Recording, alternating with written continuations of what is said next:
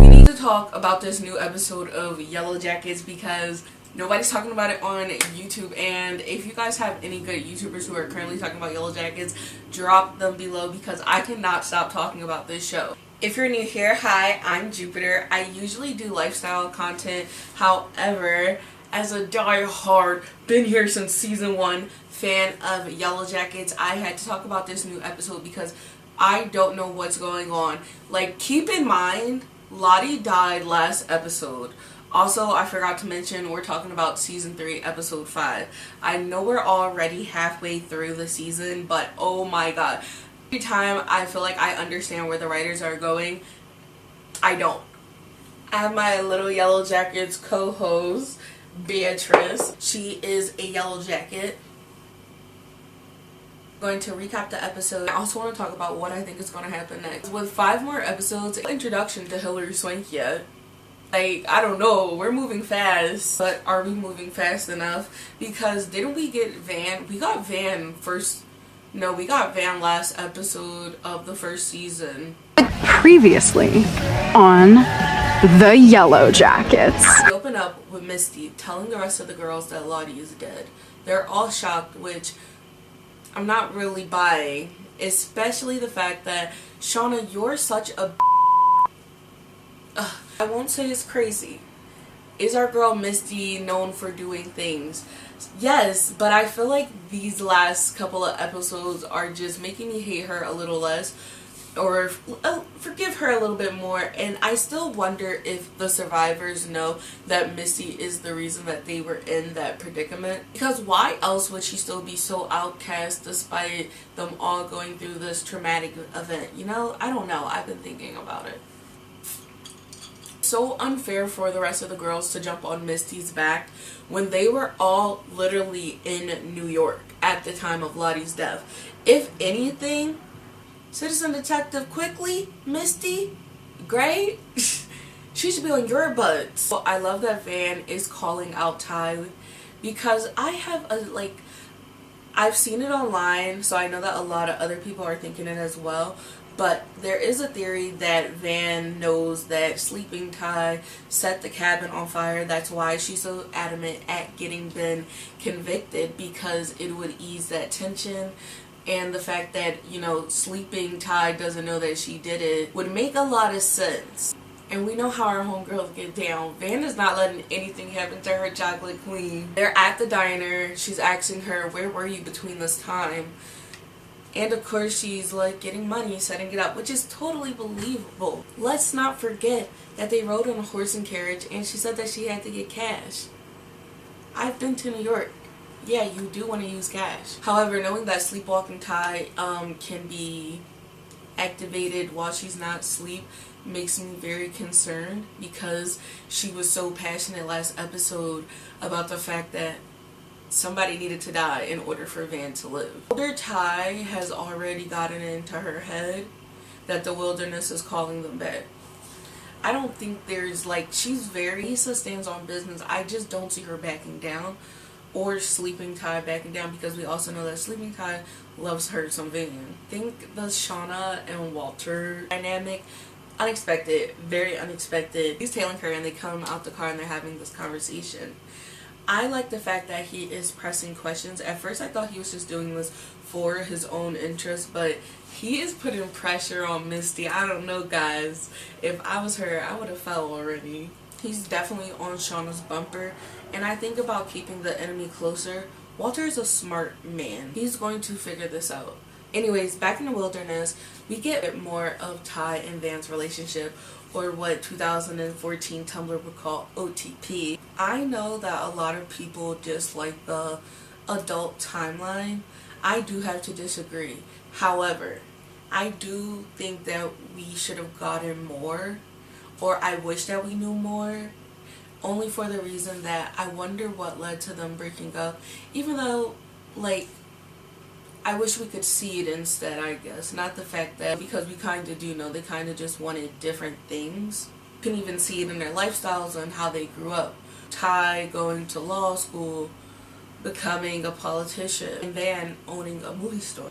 I don't think there was any bad blood, but I also wonder if their trauma was an issue as well. No, I can't imagine being like bond to somebody with so much trauma and not checking in every once in a while. Like, while we know like Van and Ty went to Jeff's and Shauna's wedding, I just wonder how that was. I wish we would have got a flashback of that.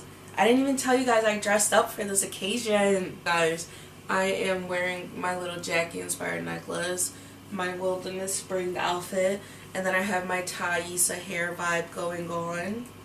Van is trying to channel Dark Thaisa, Sleeping Thaisa, Sleepwalking, whatever you want to call her, so that she's able to shoot Coach. Shauna is starting to get on my nerves too, because girl, how dare you say we should burn him with fire? Fire? I'm glad that Natalie is speaking out, saying like that's just torture, and they don't even know that if it was him, but it's like it does make the most sense. However, I do not think he was the one who set that fire. I'm not sure who, and I don't want to blame Ty or the wilderness, because I feel like we're starting to see more psychological things instead of more mystery and supernatural, which I thought the show was going in when I first started watching, but now I'm seeing how it's kind of playing with our heads and playing with what we thought was going to happen. Trying to channel Dark Thaisa leads to a makeout session, listening to the wilderness, and then killing a bunny, which I found it so surprising that they were like, oh look, the wilderness brought us dinner, when literally that bunny's cousin is up the hill with Aquila. Back in adult time, it's Shauna and Walter versus Misty versus Walter, because I think he's just keeping his enemy close, like I said before. I don't think they're a real team. Also, I could not find a clip or a screenshot of the matching outfits, but that was one of my favorite parts of this episode. Shauna is just always looked so out of place, and she's so good at playing the awkward person. I just adore her. She is so adorable, but I don't like her at the same time, because her character is getting ruined. I want to say ruined. I think we're just seeing more of the character's flaws, and it's just ruining them for me. Like Lottie dying last episode when she literally was just getting funny. Also, I can't be the only one who got scared when Shauna walked into Lottie's room, because girl, you got a history of liking to get freaky on other people's beds. However, we do get a really super cute moment between her and Daddy Matthews, where he's basically seeing Lottie. We can see that he obviously has dementia, which the crew takes like really bad advantage of, and like the care worker just is there. Ma'am, what is your role here? Do I think Lottie really cared for the team? It's so hard to honestly say. I think yes, but I also wonder what her meaning of the necklace was, and I think that'll give us a deeper understanding into her character just a little bit more, besides like who she was as an adult, as a healer and stuff. Honestly, that was very Lottie fitting. Do I have to talk about them? Like, I get it. I would be a villain too this season if my baby died in the wilderness and you guys are talking about it's a needed sacrifice. She's becoming this authoritative figure. I don't know really where her mindset is. I do have this like thought in the back of my head that the girls will eventually split up with two leaders, one being her, and I don't know, we might get a third team with Thaisa, because I don't see her backing down either.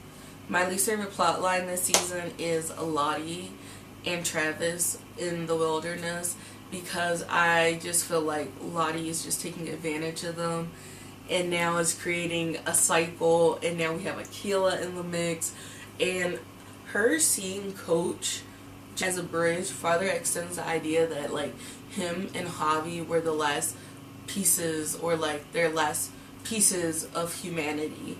You know, Javi with his innocence, and then Coach too as well, because he had never eaten or killed anyone. When they're about to kill him off, you see him pleading, this isn't who we are, this isn't who you are, you don't have to do this. And that just screams to me like he's trying to save their humanity.